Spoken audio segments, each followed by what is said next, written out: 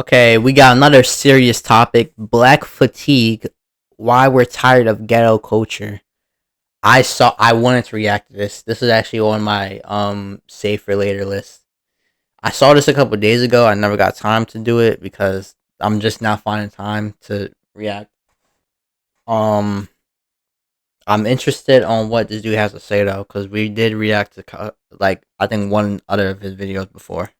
Hey man, it's getting spooky. I just came across something called black fatigue, and basically, it's white Americans are sick of our shit. I got news for you. Black Americans are sick of your shit. Black people are sick of black people's shit. Basically, Okay, let's just stop there. Let's examine this.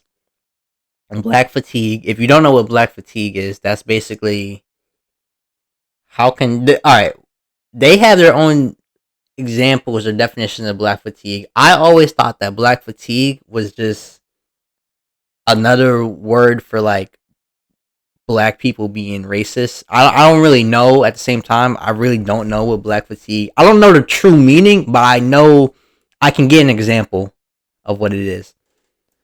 society is saying that they're tired of how black people are blaming things that have happened to us historically in the past, and they are also now adding different things that they have seen in society to that behavior as well, like loud mouthing or maybe, you know, using certain words or certain behaviors. The iPad girls. Yes, the iPad girls. Yes. The black community. There's a growing frustration within certain behaviors, and more people are starting to speak up about it. White people, black people, Hispanic people are saying we have black fatigue because of the behavior of some black people. It's not racist to call black people out for their behavior and what they're doing to society at this moment. I'm glad people are noticing this because it's been so many years and it's finally catching up to y'all. Yes. So is there some truth to it, or is it just another form of racism? And how come so many black people are starting? I'm sorry. This dude reminds me of my cousin. I have a cousin. This dude reminds me of my cousin.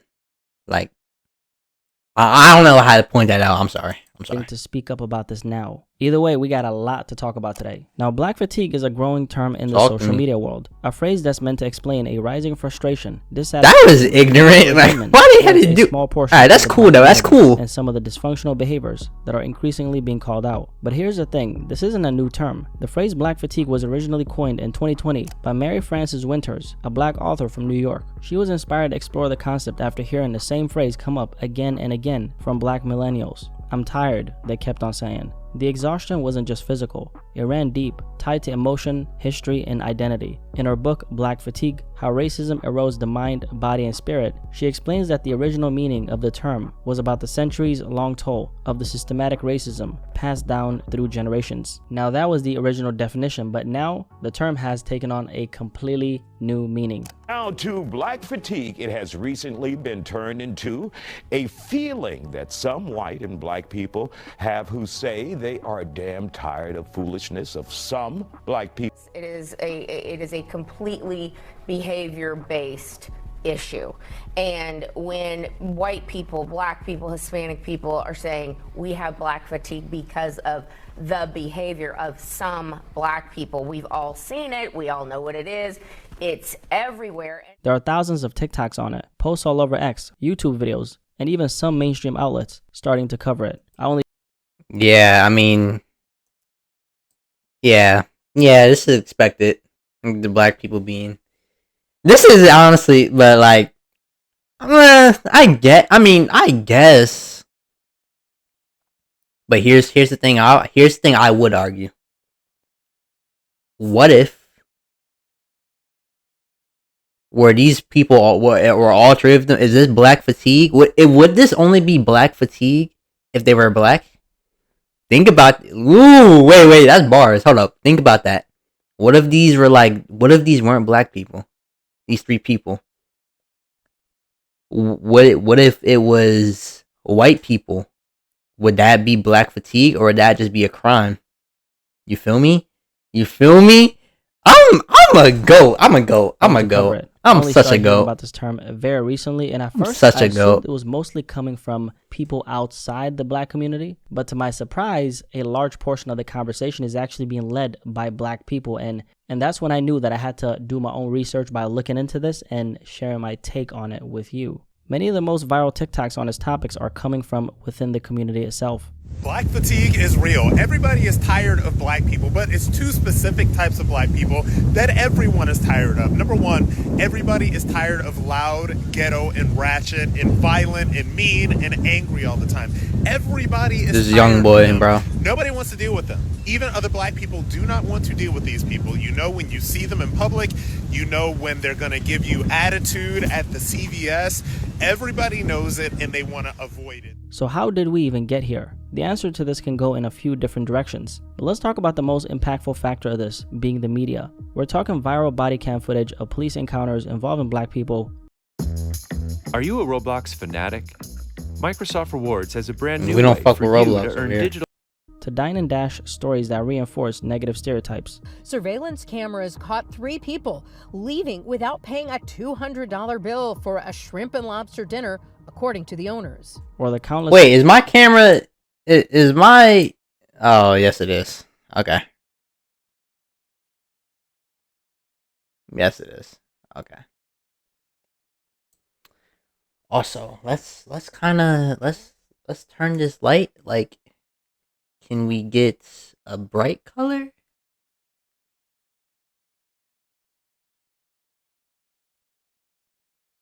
Alright, that'll do. Alright, my fault. That was me.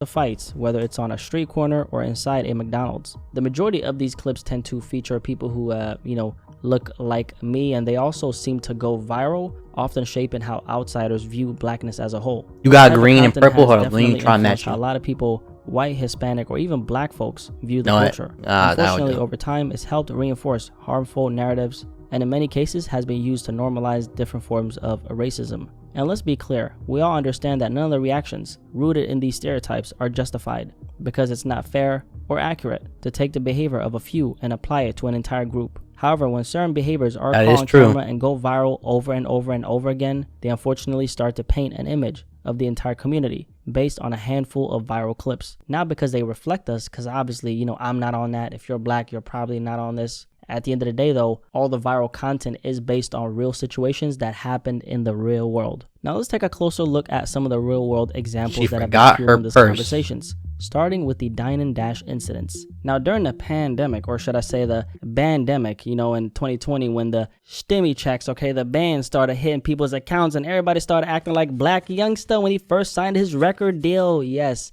the pandemic, the bandemic. Your money. We started seeing more of these so-called dine and dash videos pop up. We've all heard of dining and dashing. That's when a customer comes into a restaurant, grabs a bite to eat, and then skips out on the bill, leaving the restaurant without paying. For all my international viewers, dine and dash is when people go to a restaurant, stuff their greedy bellies with food, drinks, and all that you can possibly eat, and then they leave and they don't pay a single dime. This I'm not going to say I did it, but I may know people. I may know of. But, phenomenon or happens. crime has always existed, but it became increasingly common in America after the pandemic. But a group of people doing it is crazy. Table, their food already packaged in to-go boxes. Then they began to get up and eventually run out the Hard drive. restaurant's door, leaving their $200 bill unpaid. So these clips of large groups walking out without paying began to go viral after 2020. And as it relates to the topic at hand, unfortunately, the majority of the people in those videos were black, and that obviously makes us look very bad. Now, is it all black folks? Of course not, because we're not a monolith. The behavior of one individual doesn't mean the next person is going to show up in the same way. So applying that assumption broadly would be inaccurate. I mean, if you're black, if you're watching this, I'm sure we're probably going to relate, but I would personally never go to a restaurant if I knew that my account was empty. I mean, at that point, we're having sleep for dinner because we're grown, okay? However, with that being said, one thing I've consistently heard from a lot of my friends in the service industry, I'm talking waiters and waitresses and even restaurant managers, is that black customers are the hardest to serve. Now, this has not only been said by all races of people, but I'm saying like other black folks in the service industry are saying this, okay? Whether it's not tipping, sending food back too often, we're asking for refunds after they've ate. That dude was just a dickhead. Like, he had no reason to do that. Like, I don't know why you did that. That's the perception a lot of people in the service industry have of us, which is very unfortunate and it's very sad. I mean, it's not a comfortable thing to acknowledge or even talk about. I hate the fact that some people might expect a certain type of behavior of people who look like me as soon as, let's say, we might step into a spot, right? And although, you know, the stereotype doesn't obviously apply to all black people like me or you, I can't, if you're black that is, or if you're white, then obviously I ain't talking about you, right? I can't ignore the experiences they've shared with me. Now let's dive into the dine and dash stuff a little more. Cause speaking of a particular incident, which was one of the news stories I played you earlier. Where did y'all do this at? Viral a few weeks ago. A black owned restaurant in Chicago called Flav's served 3 people, 2 women and a man, all black, and they decided to run up a tab of over $200 of shrimp and lobster, okay, and a bunch of drinks too. And then they decided to run out the spot. It's actually disappointing. You know, it's very disappointing to see that from the community that we actually serve, because we pour into our community. We're a small business, and I see this happening so often to a lot of different small businesses throughout the city. Imagine being able to build an app with your name on it, just by thinking about it.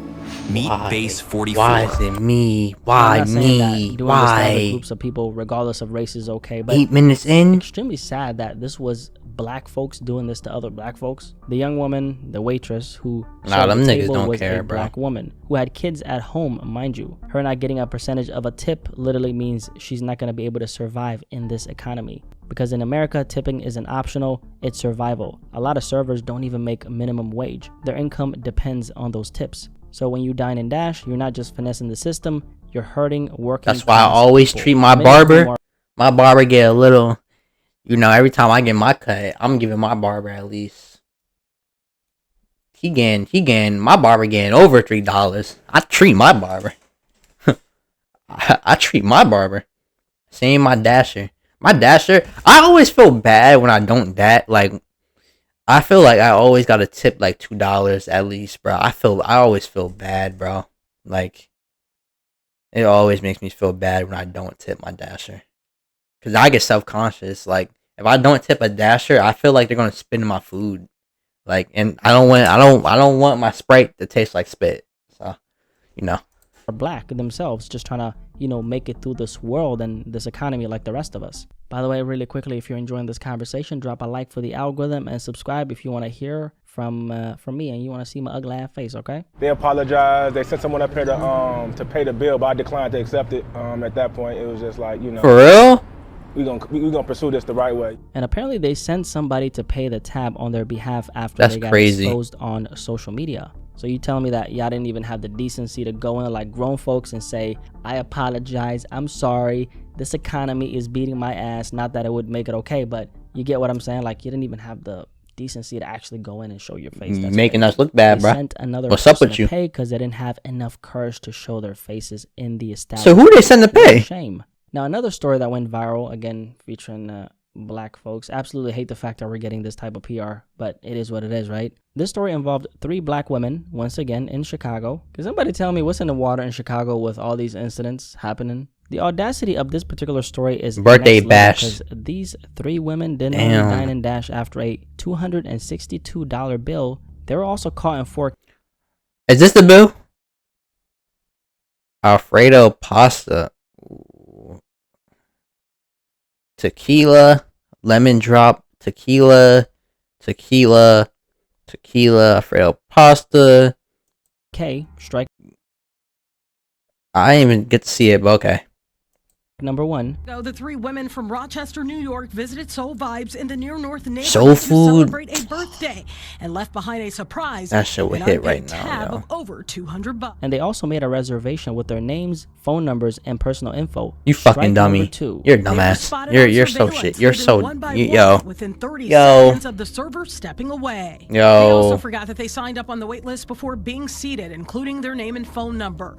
And strike number 3 is that they actually went on social media and they thanked a black-owned business for the free food that they stole, right? And that's how they ended up getting caught. And to add insult to injury, they posted this onto social media, thanking the restaurant for the free food while laughing at waitstaff like Chloe Jackson. You hear a lot of us screaming support black businesses, and this is how we... Son, you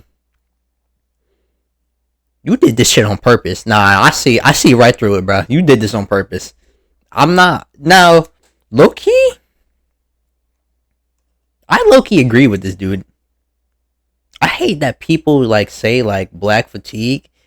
Sometimes I don't look at it as being black fatigue. I just look at people just being bad, like just being like some people are just bad people. Like you can't really blame it. I see like you can't really blame it on black fatigue. Some people are just bad people. This is a dumbass bad person. Like, what you getting? TikTok likes? Like, who? This is so crazy. Sad, and it's also really this hard is crazy. To know that these types of and crimes they are found your becoming more and more Insta, common bro. in general. How'd they find your There's Insta? a lot of melanated folks doing this to other people who look like them. I mean, it's a crazy. shame. What do you want me to say? I'm not celebrating that I have to make this video. Like, it's actually an uncomfortable video to make because I'm not happy to see black businesses suffering because other people who look like them are literally stealing money from them. Like, I absolutely hate that I have to talk about this, and it breaks my heart. By the way, if you've been rocking with your boy for a while and want to support, just want to let you guys know that I dropped my first piece of merchandise recently. It's from my brand Blacky Apparel. As you can see, I'm actually rocking the t-shirt right now. If y'all want to support, the link is in the description below. But anyway, just want You know what? I say I don't do promotions, but just because of the situation, I will let you promote. I will let you promote. Yes, glorious Black King. I will let you promote. let you know. Let's continue with the video. Black Fine. fatigue isn't really about race or skin color. Wake up. It's about a culture, a mindset that You- some black I seen people this are choosing TikTok. to I seen embody. this. Similar to the YN mindset topic that we recently spoke about, which is definitely a great W video. Check out. The YN mindset is a term that's, of course, coined by me at this point, which describes a youth-driven culture often tied to erratic behavior that more often than not ends up harming others, whether it's stealing, robbing, or just being loud and belligerent in public spaces. Now, this culture that I'm talking about is separate from blackness itself. I mean, we're talking about a fatigue with what often is called ghetto culture. And ghetto culture is not black culture. That's a nor new is it word. Foundational That's a black new word I've never culture. heard. When I say the word culture, by the way, I mean it in the actual definition. And the Son, definition is... And the definition is... Fuck. How do you rewind on fucking PC? Black culture, nor is it foundational black American culture. When I say the word Get off. Y'all niggas better than me, cause I would have if if me, Aunt Joe, if all the cousins were here, I would have paid someone to push her. I'm not gonna lie. I would have paid. I'm dead for real. I would have said, Joe, take this $20, push her off the railing.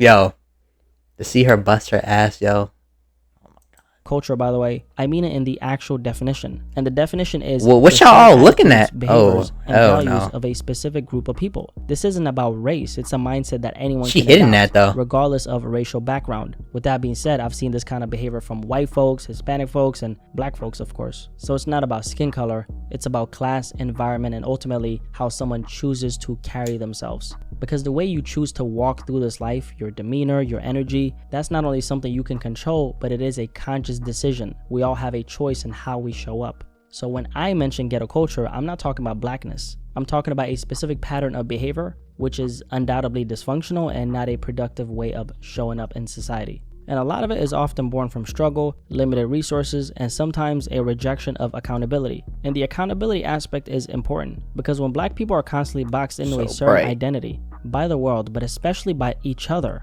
it creates a mental and cultural trap, which is ironic because, that kind of makes me think about trap music and the fact that trap music is a thing. Because when you really think about the name, it sounds like the soundtrack for a lifestyle designed to keep you stuck, trapped in survival mode, trap music, trapped in dysfunction, and ultimately trapped in the lower levels of society. I see the connection. Oh my. And I just dropped the hard drive, man. And often when a black person within the community wants to grow, like they make a decision to actually grow or take a responsibility or move differently, they're met with pushback from their own people. They get told things like, you think you're better than us, or that's not how we do things. A lot of my black folks, I'm sure y'all can relate to exactly what I'm talking about right now. What are you talking about? Beyond who you used to be becomes a problem, and sticking with what you know becomes the norm, even if it means staying stuck in pain or dysfunction down the line. And the question is, why is this accountability issue even a thing in the first place, specifically within parts of the black community in America? Understanding this is not about making excuses, by the way, because we do have to acknowledge the subconscious effect of generations of instability and what it really does to people. When you grow up in environments where poverty is the norm, where instability is constant and neglect is a part of daily life, what happens is certain mindset start to form. You learn to cut corners because survival starts to feel more important than structure, and you begin to distrust institutions, which, to be fair, black people in America have had valid reasons to distrust for a long time. You put that in a trash can, bro? Failed you, and that leads to behaviors rooted in avoidance, rebellion, and sometimes hopelessness. During the Jim Crow era, black people were stripped of opportunity, education, Damn, about to protection, impale and him, bro? Entire What? communities were locked out of wealth building and basic rights, and that creates a ripple effect. When generation after generation is forced to adapt just to survive, it plants the seed for behaviors rooted in survival over structure. So right now we're talking about the psychological and subconscious effect of what's happened in history. But even with all that context, okay, with all that being said, I want to make something very clear. At the end of the day, how you show up in public spaces, whether you dine and dash or not, isn't about slavery or Jim Crow. It's about personal accountability. Whether you're white, black, Latino, Asian, purple, green, I don't care, blue. The truth is, people from all backgrounds are tired of ghetto culture. And like we touched on earlier, ghetto culture and black culture are not the same thing. They've been falsely lumped together, especially by the entertainment industry. Why is it all black girls, but they're though? not synonymous, Like, and they are not the same thing. What's really happening is this. The bad behavior of a small group within a larger group is being tied to race, when in reality it's about culture, class, and choices. And as someone who's black myself and has observed a lot of mindsets what's the context behind that, permeate bro? within the black community, I think the one thing that's holding a lot of us back is the victimhood mentality. A lot of us as kids, through the media, the people around us, and through politics, are taught that the world should feel sorry for us based on what's happened in history. And yes, I do believe in educating ourselves and others on what's happened in history, right? Because it's very important to know. But I don't believe in letting history hold you back from writing your current story. Because at the end of the day, if you really think about it, it doesn't make sense. But ain't no way our ancestors went through all that just for us to feel sorry for ourselves. It doesn't make any sense. Hold up now. People Hold up. at me and saying, poor you because of this and that. Not only do I not want your sympathy, but you can keep that because I don't need it. What I say is my battle scars don't define me. They're just a part of my story. Now let's lighten the... Who are you feeling like, Blackie? You're like, no pun intended, but is this scripted? Did he make a script for this video? Cause he's low key, he's spitting, bro. I'm not gonna lie. That's some real. That's real. Load for a second and talk about a viral story that ties into everything we've been now what's going on here? Carnival cruises. I'm sure a lot of y'all have heard about this one. Are these For all my black international people? viewers, Carnival is a popular American cruise line that operates out of Florida. It's known for being affordable and a fun time, minus the drama, which we're gonna get into in a second, right? What drama? A few weeks ago, Carnival put up a message to their guests with a list of new rules. Okay, let's see. Stricter drug enforcement. Okay, ban on board. Basically, youth curfew. Guests 17 and under must leave public spaces by 1 a.m. Which is kind of, yeah. I remember when I went to DR, and I was in the what's it called?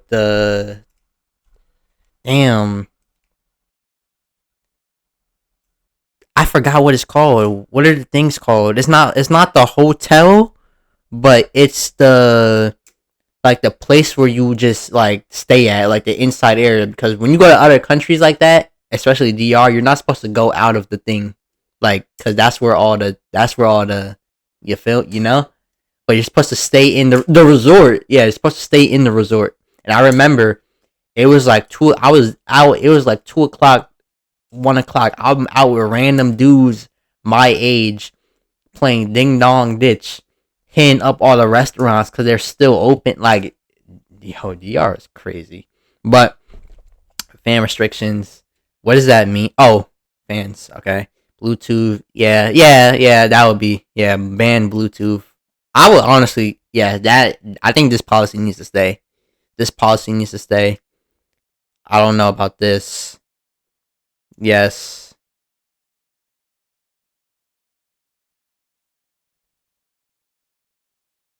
Hip hop and rap banned quietly. This seems like a you problem. No low-key. loud music on speakers, no smoking in restricted areas, and no weed on board.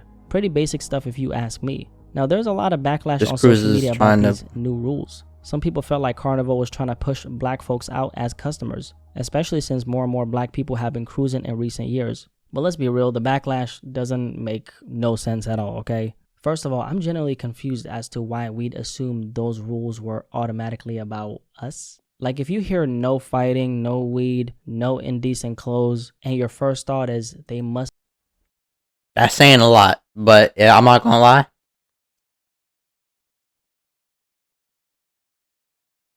I mean, I don't got no say. I can understand it.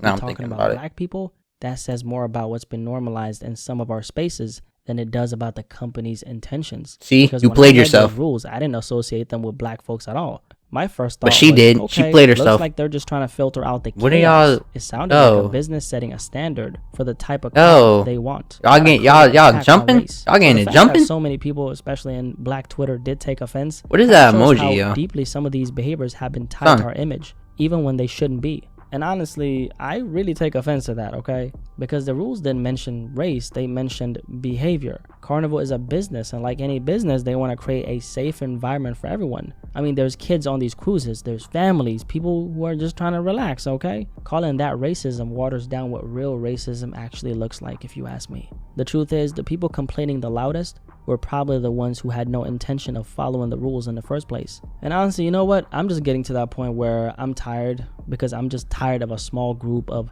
loud, reckless individuals getting all this attention. Yes, and bro, the rest I know. Of us just gotta get judged for the behavior of this very small group of black people in the black Degenerates. community. I'm tired of being boxed. That's in a good name for 'em. stereotypes I don't relate to or condone. I'm tired of having to feel like I gotta prove I'm not like that just to get basic respect. I'm tired of seeing the worst examples of us go viral and then get labeled as representation. That's not black culture. That's dysfunction, packaged and sold as entertainment, and we're done letting it speak for us. I don't have black fatigue. I have people who don't know how to act in public fatigue.